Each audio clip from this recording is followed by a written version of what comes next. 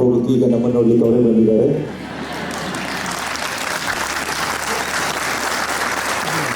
ನಮ್ಮ ಕಡೆಗೆ ಹೋಗುತ್ತೆ ಅವರ ಬಿಸಿ ಸ್ಕೆಡ್ಯೂಲಲ್ಲಿ ಕೂಡ ಬಂದಿದ್ದಾರೆ. The man who doesn't need any introduction.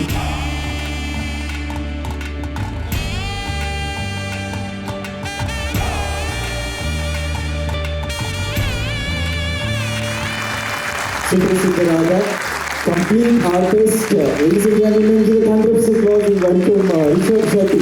Thank you. Sir, ಈಗ ನೀವು ನಮ್ಮನ್ನೆಲ್ಲ ಕುರಿತು ಮಾತಾಡಬೇಕು ಅಂತ ಕೇಳ್ಕೊತಾ ಇದ್ದೀವಿ. ಎಲ್ಲರಿಗೂ ನಮಸ್ಕಾರ. ಸಮಾಜದಲ್ಲಿ ನಾವು ಯಾವಾಗಲೂ ತಗೊಳ್ತಾನೆ ಹೋಗ್ತೀವಿ. ತಗೊಳ್ತಾ ಹೋಗ್ತಾ ಹೋಗ್ತಾ ಏನಾಗ್ತಾ ಹೋಗುತ್ತೆ ಅಂತಂದರೆ ಸಮಾಜದಿಂದ ಎಲ್ಲವನ್ನ ಪಡ್ಕೊಳ್ತಾ ಜಾಸ್ತಿ ಫೀಲ್ ಆಗ್ತಾ ಆಗ್ತಾ ಮೋಸ್ಟ್ಲಿ ಓವರ್ ವೆಯ್ಟ್ ಆಗ್ತೀವಿ. ಸೊ ನಿಂತು ನೀರಾಗ್ತೀವಿ ಅಂತ ಯಾವಾಗ ಸಮಾಜಕ್ಕೆ ನಾವು ಹಿಂದೆ ಕೊಡೋದಕ್ಕೆ ಶುರು ಮಾಡ್ತೀವಿ ಆವಾಗ ನಾವು ಹರಿಯೋ ನೀರಾಗ್ತೀವಿ ಅಂತ ಅನ್ಕೊಳ್ತೀನಿ. ನಾನು ಯೂತ್ ಫಾರ್ ಸೇವಾ ಅನ್ನುವಂತಹ ಒಂದು ವಿಚಾರನೇ ನನಗೆ ತುಂಬ ಅದ್ಭುತ ಅಂತ ಅನಿಸ್ತು.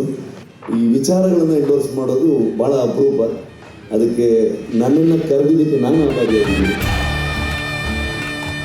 ಸರ್ಕಾರಿ ಶಾಲೆಯಲ್ಲಿ ಓದಿದ್ರೆ ಅವ್ರಿಗೆ ಎಜುಕೇಷನ್ ಈ ಕಾಂಪಿಟೇಟಿವ್ ಸೊಸೈಟಿಯಲ್ಲಿ ಅವರು ಬದುಕೋಕ್ಕಾಗತ್ತಾ ಅನ್ನುವಂಥ ಒಂದು ಥಾಟ್ ಪ್ರೊಸೆಸ್ ಇದೆ. ಆ ಥಾಟ್ ಪ್ರೊಸೆಸ್ನ ಚೇಂಜ್ ಮಾಡಬೇಕಂತಂದರೆ ಯುವಕರು ಸಮಾಜಕ್ಕೆ ಸೇವೆ ಮಾಡೋದಕ್ಕೆ ಬರಬೇಕು, ಜನರಿಗೆ ಸರಿಯಾದ ಮಾರ್ಗದರ್ಶನ ಮಾಡಬೇಕು.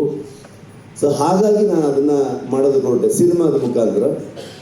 ಅಲ್ಲಿಂದ ನನಗೆ ಈ ಯೂತ್ ಫಾರ್ ಸೇವಾ ಯಾಕೆ ಇಷ್ಟೊಂದು ಕನೆಕ್ಟ್ ಆಯಿತು ಅಂತಂದರೆ, ನಾನು ಒಂದು ಸಣ್ಣ ಮಟ್ಟದಲ್ಲಿ ಒಂದು ಫೌಂಡೇಶನ್ ನಡೆಸ್ಕೊಂಡು ಒಂದೇ ಒಂದು ಶಾಲೆಯನ್ನು ದತ್ತು ತೊಗೊಂಡದ್ದು ನಾನು ಓದಿರುವಂಥ ಸರ್ಕಾರಿ ಶಾಲೆಯಲ್ಲಿ.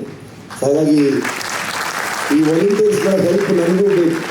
ಅಂದರೆ ಬರೀ ನಾನೊಬ್ಬ ಬ್ರ್ಯಾಂಡ್ ಅಂಬಾಸಿಡರ್ ಆಗಿ ಬರೋದಕ್ಕೆ ಇಷ್ಟಪಡಲ್ಲ. ನಾನು ಒಬ್ಬ ವಾಲಂಟಿಯರ್ ಆಗಿ ಒಬ್ಬ ಸೇವಕನಾಗಿ ಕೆಲಸ ಮಾಡಬೇಕು ನಾನು ಆಸೆ ಪಡ್ತೀನಿ.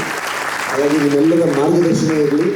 ನಮ್ಮಿಂದ ಇನ್ನು ಹೆಚ್ಚೆಚ್ಚು ಈ ಸಮಾಜಕ್ಕೆ ಏನನ್ನು ಕೊಡೋದಕ್ಕೆ ಸಾಧ್ಯ ಅದನ್ನು ಮಾಡೋಣ. ಎಲ್ಲರೂ ಒಟ್ಟಿಗೆ ಕೈ ಜೋಡಿಸಿ ಒಂದು ಅದ್ಭುತ ಸಮಾಜ ನಿರ್ಮಾಣಕ್ಕೆ ನಾವೆಲ್ಲರೂ ಸಾಕ್ಷಿಯಾಗೋಣ ಅಂತ ನಾನು ಹೇಳೋದಕ್ಕೆ ಇಷ್ಟಪಡ್ತೀನಿ.